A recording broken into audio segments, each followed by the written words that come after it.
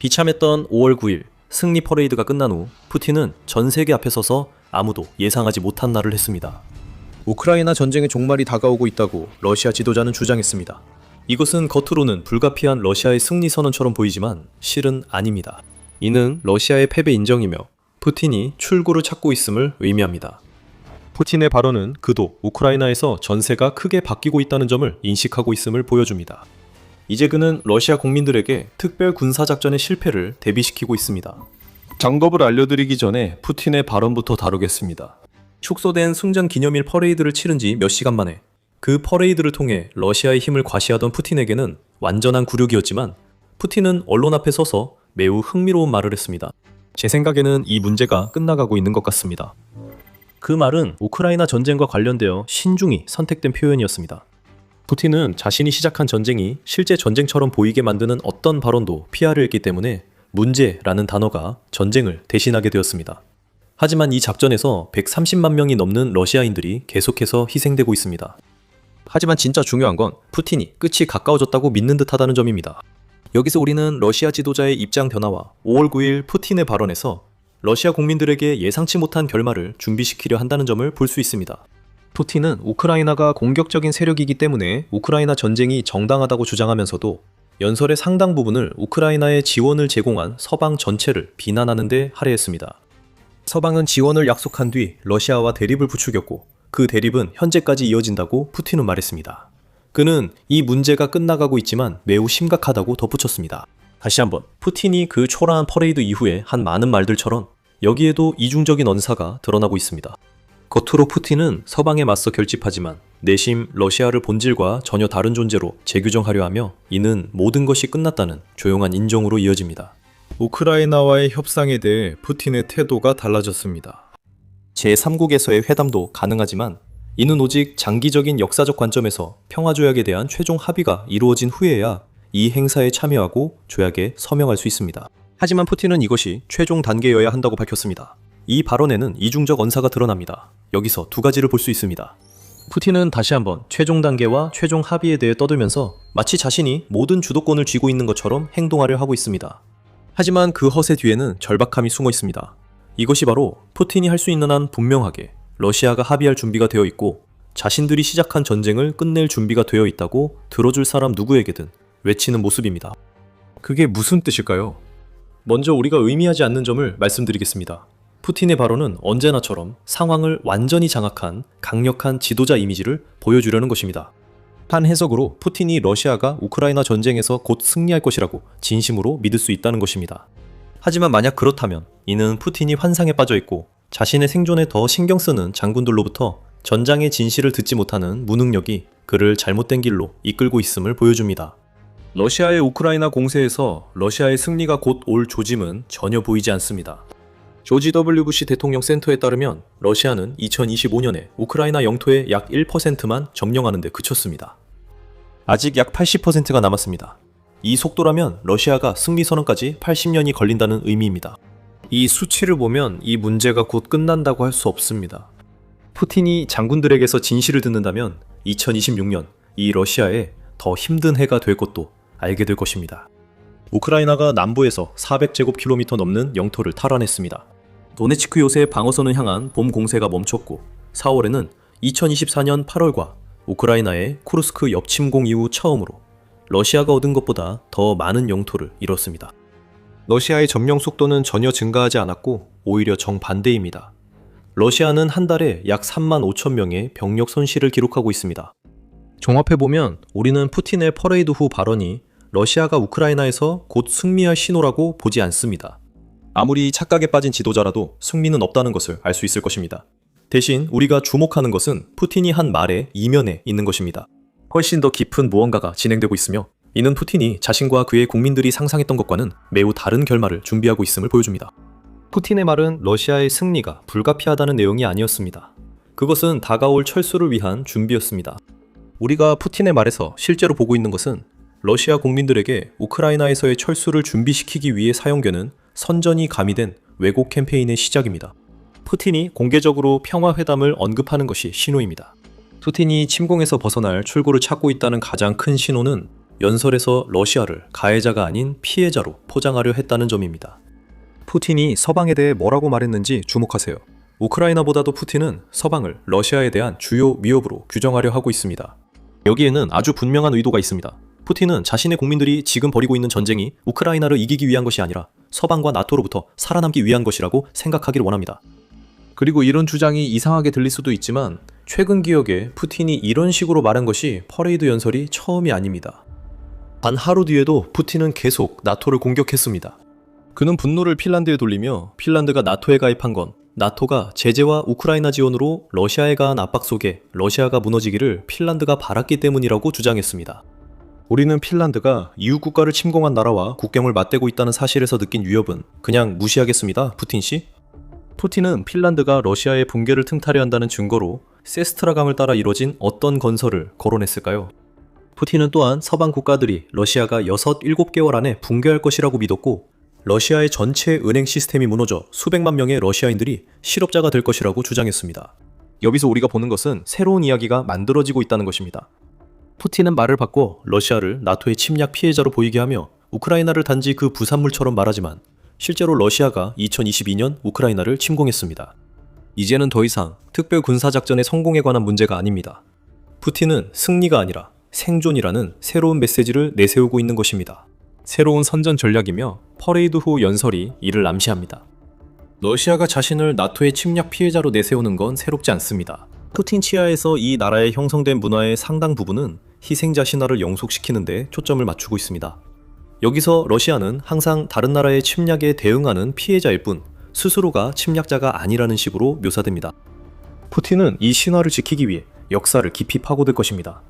2022년에 있었던 대화에서 지적된 것처럼 그는 이미 스웨덴의 찰스 12세와 나폴레옹 그리고 아돌프 히틀러의 바르바로사 작전 등 러시아가 침략당했던 사례들을 이용해 러시아를 영원한 피해자로 묘사해왔습니다.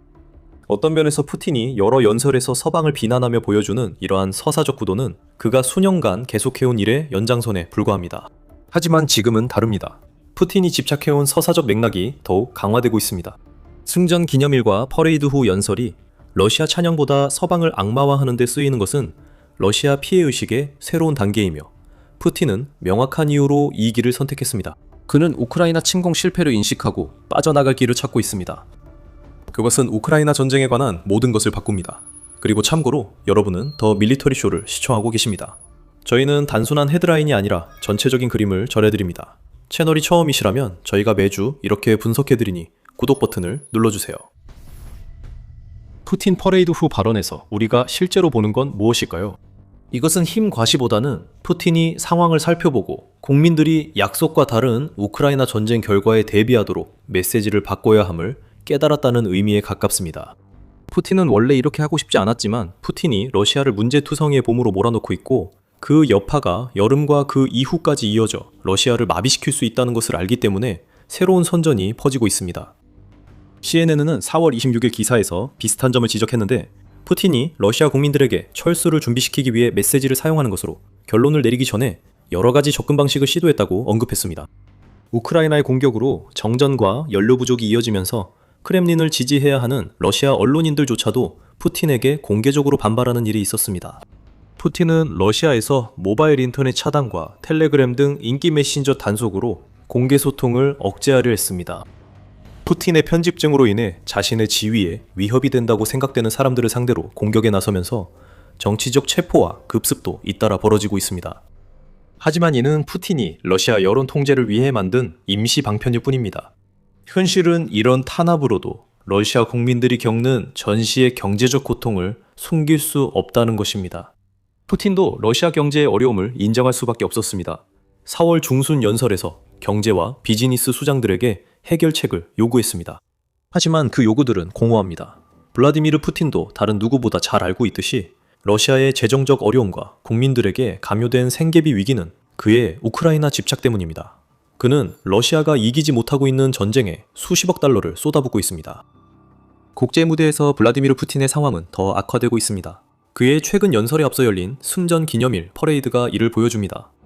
2025년에는 이 퍼레이드에서 러시아 군사 장비가 모두 전시되었고 중국의 시진핑 주석과 베네수엘라의 독재자 니콜라스 마두로 같은 귀빈들이 참석했습니다.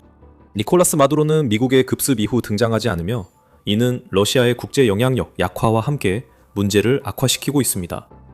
2026년 퍼레이드에서는 군사 장비가 사라졌고 푸틴이 참석시킬 수 있었던 최고위급 인사는 벨라루스의 푸틴 꼭두각시인 알렉산드르 루카셴코와 라오스, 카자흐스탄, 남오세티아 같은 국가의 대표들이었습니다. 러시아의 국내 문제와 약해진 글로벌 영향력으로 힘과 시도가 공허하게 보인다는 신호가 있습니다. 푸틴도 이를 알고 있습니다. 퍼레이드 후 푸틴이 쇼에서 전한 메시지는 겉으로는 서방을 겨냥했지만 실제로는 러시아 국민을 위한 것이었습니다. 푸틴이 우크라이나와 대화 의사를 밝힌 점이 특히 의미심장합니다. 이것은 러시아 대통령이 국민들에게 새로운 특별 군사작전 결과를 설득하려 한다는 의미입니다. 푸틴은 처음엔 우크라이나 전체 정복을 내세웠지만 실현이 어렵자 러시아 국민에게 도네츠크 정복을 내세웠습니다. 하지만 러시아 공세가 흔들리고 우크라이나가 성과를 내자 푸틴이 제시할 수 있는 최선은 러시아의 철수를 포함한 평화 협정뿐입니다. 우크라이나 때문이 아니라 푸틴이 서방의 허위 망령을 이용해 러시아를 희생자로 보이게 하려는 것입니다. 푸틴은 공지에 몰려 새로운 서사를 만들고 있습니다. 그는 러시아 내부 사람들이 자신과 우크라이나 지배에 관한 과거 메시지에 등을 돌리고 있음을 보고 있습니다. 크렘린의 모든 정보 통제에도 불구하고 러시아 국민들은 푸틴이 주장했던 러시아의 힘이라면 승리를 거두는데 4년이나 그 이상이 걸릴 리 없다는 것을 알고 있습니다. 그들은 수천 명이 전설에서 돌아오지 못하고 물가도 오르는 현실을 보고 있습니다. 심지어 국영기관에서 실시한 지지율 여론조사에서도 여론의 흐름이 푸틴에게 불리하게 변하고 있다는 것이 드러나고 있습니다. 크렘린은 대신에 여론조사를 실시하는 VTSIOM은 푸틴에 대한 국민들의 지지율이 74%에서 하락했다고 보고했습니다. 엘파이스에 따르면 2월 74%였던 지지율이 4월엔 65.5%로 하락했다고 합니다. 겉으론 큰 하락처럼 안 보일 수 있지만 보복이 두려운 나라에선 이는 매우 큰 수치이며 푸틴도 이를 잘 알고 있습니다. 국내 변화로 푸틴은 평화협정을 러시아 승리로 포장하려 하지만 사실이 아닙니다. 평화를 추진하는 것은 푸틴이 특별 군사작전으로 달성하겠다고 한 모든 것에 대한 항복이며 그는 이를 잘 알고 있습니다. 그래서 그는 연설에서 러시아가 나토의 피해자라고 주장합니다. 그렇게 하면 러시아는 우크라이나에 지는 게 아니라 서방에 대비해 철수하는 셈입니다. 그런데 왜 지금일까요? 푸틴의 미묘한 이야기. 변화는 아무 이유 없이 일어나는 것이 아닙니다. 이미 언급한 영토 문제가 있습니다. 푸틴이 이야기를 바꾸려 시도하기 시작한 것이 뉴스가 보도된 지 불과 며칠 후였다는 것은 우연이 아닙니다.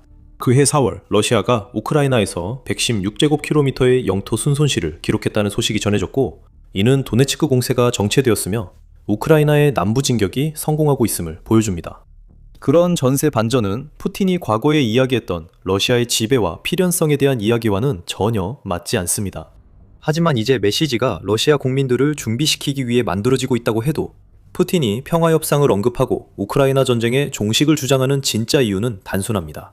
푸틴은 지렛대를 잃고 있습니다.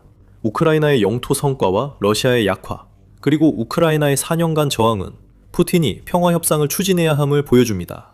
그는 전세가 러시아에 불리하게 돌아서고 있다고 보고 있습니다.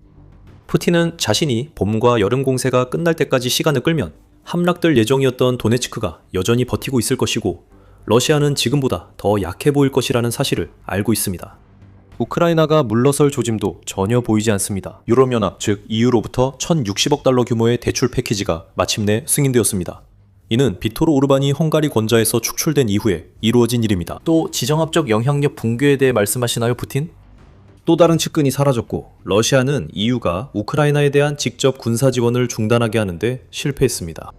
그는 여러 EU 국가들이 우크라이나와 드론 제조 계약을 맺고 이란 전쟁의 영향으로 걸프 국가들이 우크라이나에 도움을 요청하며 10년 방위협정을 체결하는 것도 지켜봤습니다. 오데사 저널에 따르면 현재 약 20개국 이 우크라이나와 드론 계약을 맺거나 관심을 보이고 있습니다. 푸틴은 이를 통해 우크라이나가 점점 강대국이 된다는 메시지를 받고 있으며 이는 군사적 측면뿐만이 아닙니다. 러시아군은 우크라이나 방어의 치명성을 인식하고 있지만 우크라이나는 지정학적으로 푸틴이 만들어내지 못하는 관계를 구축하며 러시아를 앞서가고 있습니다. 이 모든 것은 모멘텀에 관한 것이며 그 영향력은 우크라이나를 넘어 전 세계로 확산되고 있습니다. 러시아에게는 믿을 만한 동맹들이 사라지고 있으며 푸틴이 쥐고 있다고 생각했던 카드들은 결국 아무 의미 없는 것으로 드러나고 있습니다. 푸틴의 카드가 실제로 보여주는 것은 감당할 수 없는 손실, 점점 뒤집히고 있는 더딘 진격, 무너지는 지정학적 영향력, 산산조각난 경제, 그리고 여론이 자신에게 등을 돌리는 가운데 국내에서 모든 것을 간신히 붙잡으려 애쓰는 지도자의 모습입니다. 그것이 바로 푸틴이 평화협상 테이블에 가져오는 것이며 그가 지금 이 시점에서 손을 털고 빠져나가려는 이유입니다. 이 상황은 앞으로도 러시아에 변함없을 것입니다. 푸틴은 더 이상 글로벌 동맹국을 지킬 수 없습니다.